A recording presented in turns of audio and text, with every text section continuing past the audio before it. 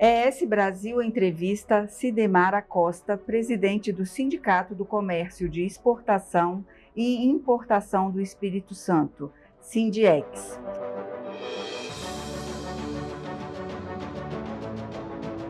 Cidemar, obrigada por estar aqui no estúdio da ES Brasil, conversando com a gente um pouquinho sobre o comércio exterior do Espírito Santo. Esse ano, o Sindiex está fazendo 32 anos e tem aí um desafio futuro pela frente, que é com a reforma tributária em 2032, com o fim dos benefícios fiscais, né? Como é que vocês estão se preparando para chegar lá em 2032? Ok, Kikina. Em nome da Kikina, quero agradecer aqui a ES Brasil pela oportunidade de estar falando um pouco sobre o comércio internacional. Quanto à sua pergunta, Kikina, eu vou fazer rapidamente aqui uma linha. É um tema que é longo, mas eu vou conseguir ele em pouco tempo fazer para você uma linha imaginária aqui para 2032.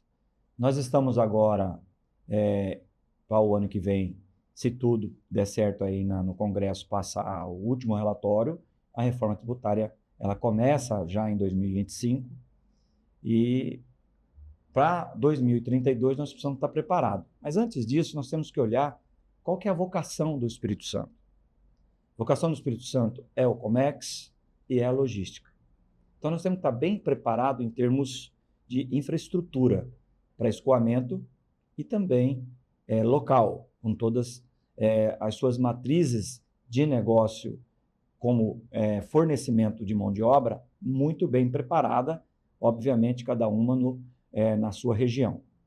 E aí, quando a gente olha para dentro hoje da Grande Vitória, pegando ali de Viana, Cariacica, Serra, Vila Velha e o interior, com algumas cidades que já está bem posicionada, nós passamos de 3 milhões de metros quadrados de área coberta. Ou seja, nós temos já uma grande vantagem, porque nós estamos com retroáreas muito boas. Por que digo isso? Porque o comércio internacional, ele precisa de, onde a gente diz na importação, a recuperação da carga, tanto quanto ela chega no aeroporto, como ela chega no porto, ou até mesmo no rodoviário, ou no ferroviário. Ela precisa depois passar por um processo de desestufagem, de conferência. Então, ela precisa desses locais de terminais para poder fazer a tropicalização nacional ou até mesmo a distribuição.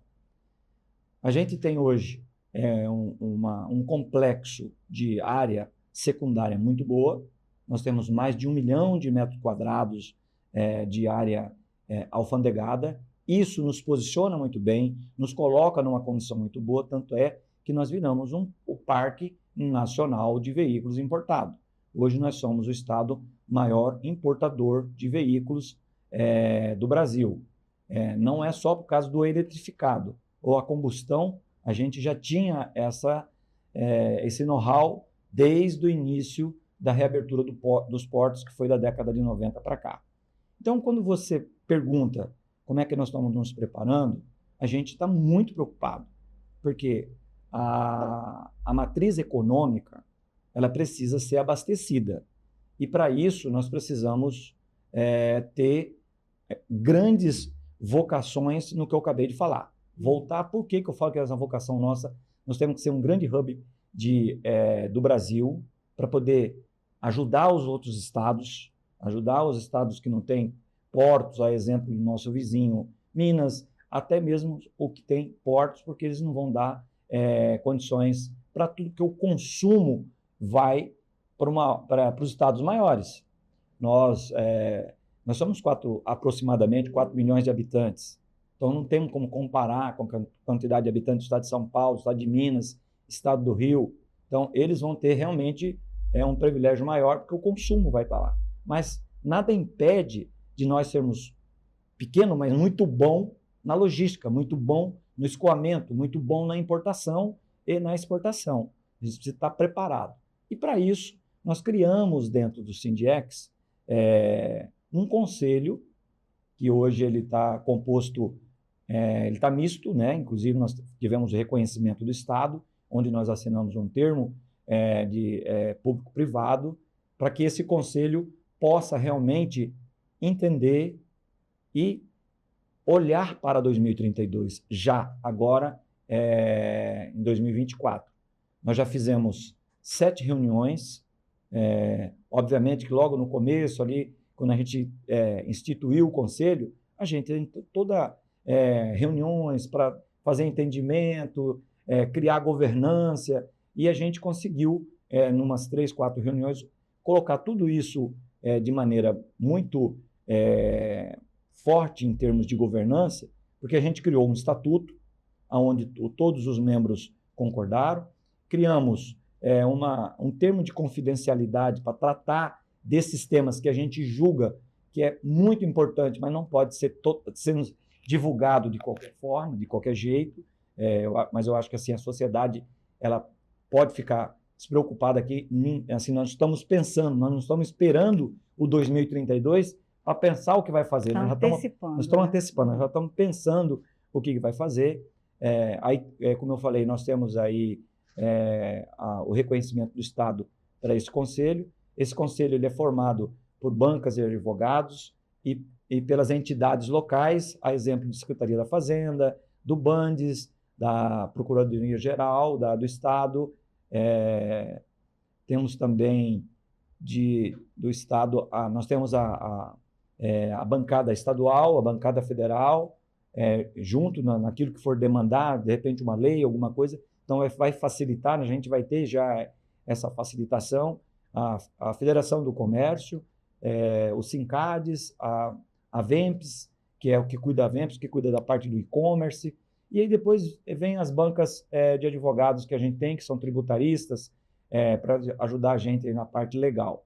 E isso a gente já vem trabalhando, já tem algumas coisas sendo estudadas, olhando e vendo o relatório, para que a gente possa criar, porque a maior preocupação que o Estado tem que ter e que nós estamos tendo é o seguinte: como é que a gente mantém essa atividade econômica que hoje é forte, porque dessa atividade econômica você gira ela numa espiral, é onde vai gerar riqueza, vai gerar emprego, vai gerar resultado para que a gente possa atrair esse segmento aqui dentro do Estado. Mas é muito preocupante. A gente ainda não tem nenhuma, vamos falar assim, nenhuma bolinha mágica que já deu assim, não, nós vamos manter isso aqui. Mas a ideia é manter, sim, até porque a gente tem hoje rodovias sendo feitas, grandes rodovias sendo resolvidas para poder fazer o escoamento. Porque se a gente oferece para ser hub internacional, nós precisamos escoar esse produto a nível de Brasil continental. Né? Nós temos 7.500 quilômetros de costa brasileira, então a gente precisa escoar esse produto de alguma maneira. Então a gente precisa de rodovia, nós precisamos de ferrovia, nós precisamos estar com os aeroportos todos muito bem posicionados, que está acontecendo, já tem aeroportos no interior, já pronto, preparado para isso. Né? Nós temos o nosso aeroporto aqui dentro do estado bem posicionado, já fazendo carga internacional com cargueiros, e nós temos o futuro que a sociedade capixaba sempre pediu, que a gente pudesse ter um porto para atração de navios de longo curso. Né? Então, hoje, nosso porto, no nosso complexo portuário Capoaba Vitória, nós somos restritos de calado e de comprimento. Então, nós temos ali um navio que é com uma classificação, navio tipo Panamax, onde a gente não consegue receber os Post-Panamax, o New Post-Panamax, que são navios maiores, que é o que mais estão circulando hoje nas águas internacionais. E isso vai levar para o norte, com o porto da Imetame praticamente pronto, vamos dizer assim, porque ele tem mais ali um ano de obra, um ano passa muito rápido. Eu acredito que para final de 2025, início de 2026, a gente já vai começar a ter novidades, porque eu sempre estou ali junto com eles, perguntando, até pelos interesses do nosso segmento, e a sociedade do Comex sempre está perguntando, por eu estar ali liderando o Sindiex como presidente. Então, eu tenho que estar com essa notícia em dia. E o Porto está bem adiantado. Eu acredito que a gente pode dizer que para 2026... Então, isso, Kikina, nós imaginamos, né, nós empresários, nós usuários de portos, a gente imagina que isso tudo vai fortalecer, talvez mais, mas vai pelo menos garantir a nossa atividade econômica. Mas eu acredito muito, eu nunca gosto de olhar para o copo vazio, nem meio vazio, eu gosto de olhar para o copo cheio. Então eu imagino que a gente, em 2032, nós vamos ter sim a manutenção da nossa atividade econômica, obviamente, com vários arranjos que a gente vem conversando com o governo.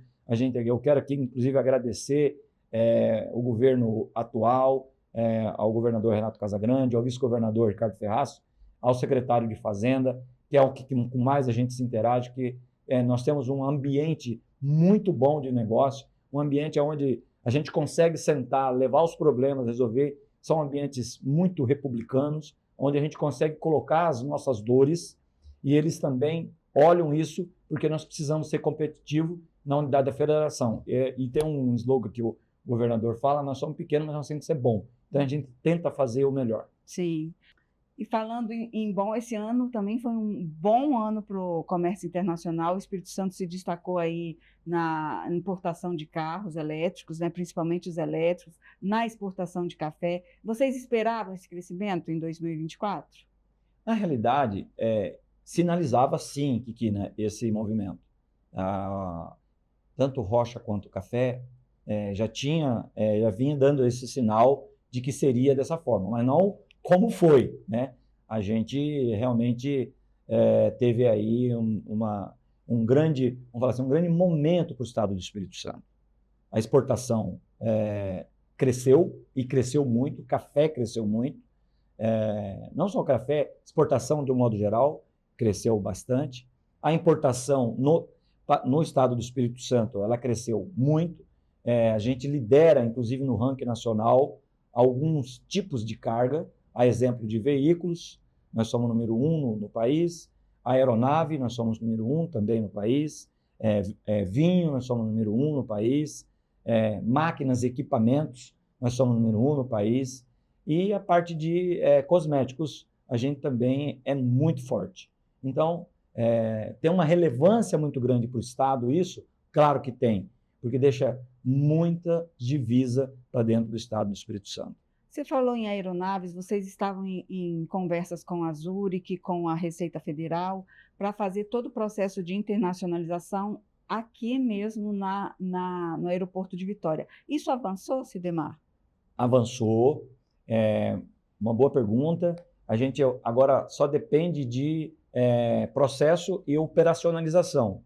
Os órgãos que anuem e intervêm com a migração, todos já toparam fazer isso, a Receita Federal, a Polícia Federal, o MAPA, a Anvisa, quer dizer, todos eles já deixaram à disposição a Zurich para a hora que quiser iniciar o processo, começar. Mas aí precisa agora acertar os modos operantes. Como que vai ser isso? Porque tem problema de mala, se o piloto ficar aqui de um dia para o outro, ele vai ter que desembarcar. Então, tem algumas coisas que precisam ser. Se ele fosse só migrar com a aeronave, nacionalizar e voltar, era mais fácil. Mas tem vezes que a aeronave precisa ficar 1, 2, 3 dias no pátio e eles vão ter que ir para o hotel. Então, isso tudo está sendo trabalhado, Kikina, e a gente vai ter, sim, para o ano que vem, o aeroporto com migração direta aqui na Grande Vitória, no aeroporto que é administrado pela Zurich. Para cargas. Para cargas. Sim, para cargas. Uhum. Muito bem lembrado. Isso para cargas, nacionalização de aeronaves. Uhum. E Sidemar, você falou de estrada, de porto, mas qual é o principal gargalo hoje do comércio internacional capixaba? Escoar.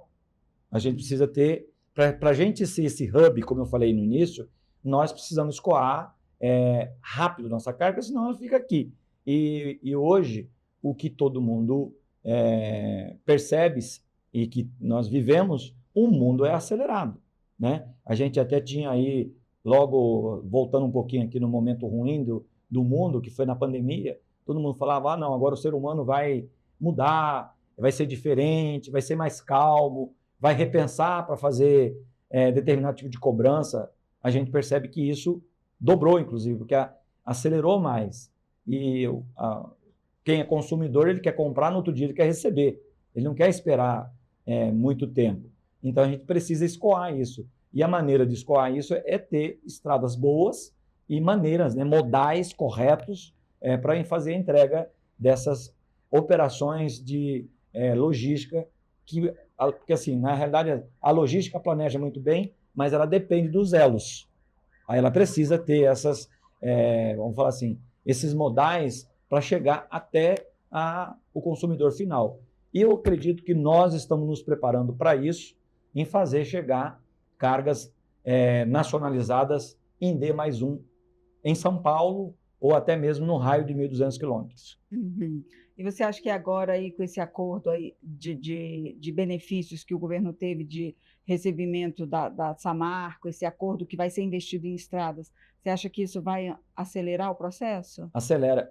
Assim, para mim, que até 2032, a gente pode não ter na totalidade, mas a gente vai ter a 262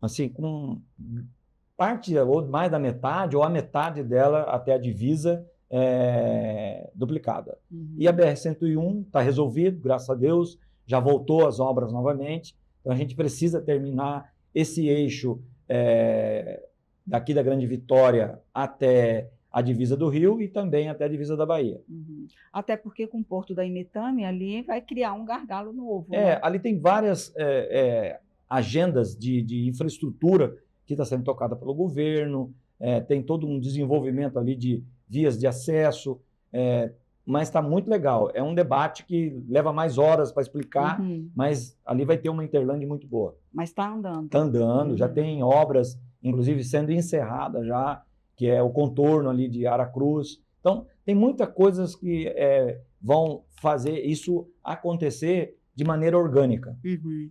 E a gente viu aí agora a eleição do presidente Donald Trump, né? Ele vai voltar ao governo. Como é que os Estados Unidos são o principal parceiro comercial, né, do Brasil e também capixaba, em termos de comércio internacional. O que vocês esperam aí desse novo governo? Então, Kikina, eu estou acompanhando os movimentos, as notícias, a gente vê uma série de cientistas, né, políticos e economistas também, com tendência para lá, tendência para cá. Eu vou fazer a minha análise de experiência. Eu acho que é tudo muito recente.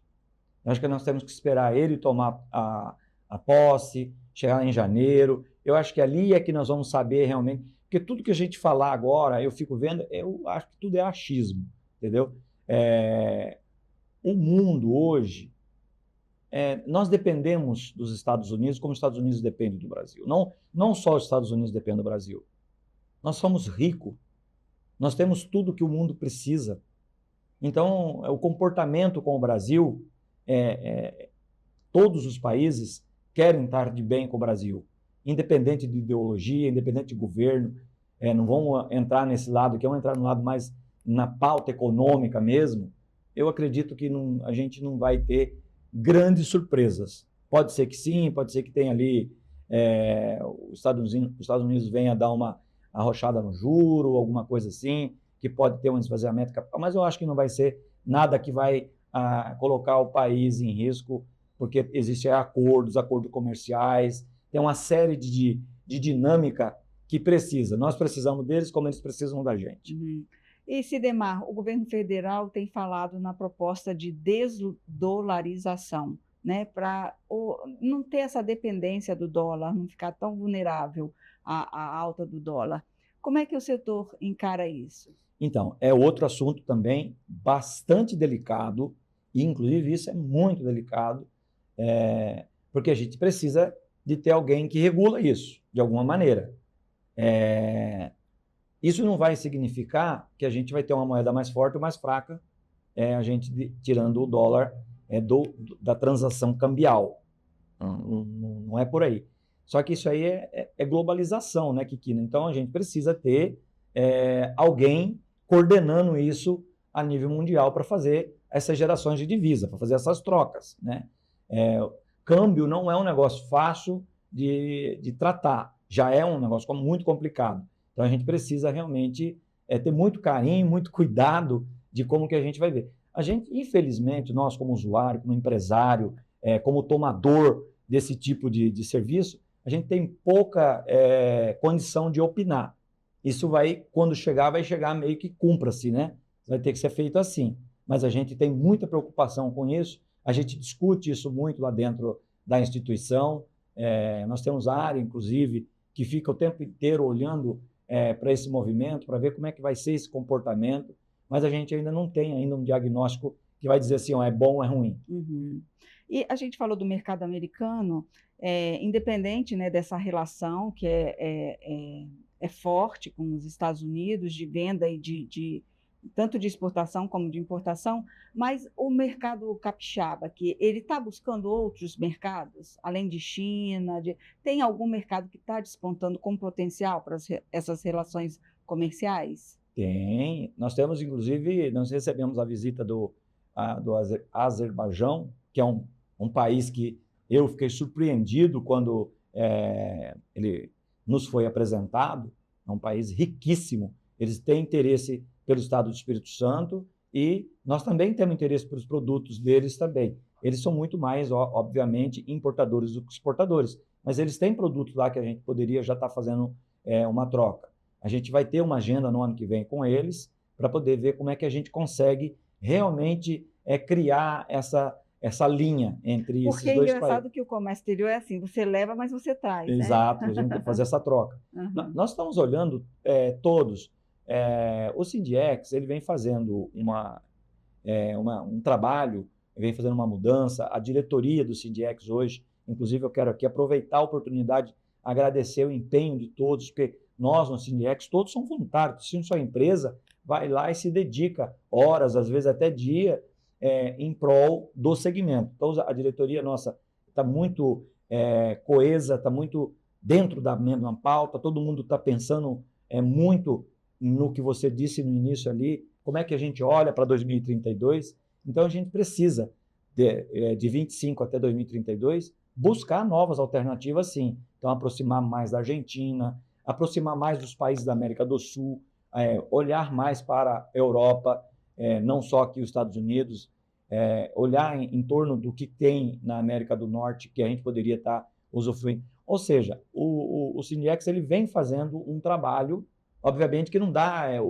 os 365 dias do ano, às vezes não dá, tem que ser um pouquinho, se todo mundo ficasse focado no Sindiex, talvez até daria, as horas são poucas. Uhum. E para 2025, qual a expectativa de vocês? Ou vai continuar esse movimento de carros elétricos? Como é que vocês estão vendo 2025? Kikina, o mercado eletrificado é uma realidade. Não tem mais volta. É uma questão agora de tempo e de acomodar as regras da utilização desse produto, porque é diferente. Então, precisa ter um certo comportamento, inclusive onde que eu vou repor a minha energia, como que eu reponho, quais são os postos que vão ter para eu colocar a carga na hora que eu precisar. Obviamente que isso não vai ser do dia para a noite, mas a gente já pode olhar que isso é uma realidade. Isso vai acontecer. Para o ano que vem, tem sim igual volume ou superior. Então, a gente pode ficar preparado que para o ano que vem, não só as marcas que estão mais fortes hoje no mercado, que é a BYD e a Great Wall, está entrando novas marcas no mercado, com carros mais caros, com carros esportivo, com carros de padrão executivo, SUV, caminhonete.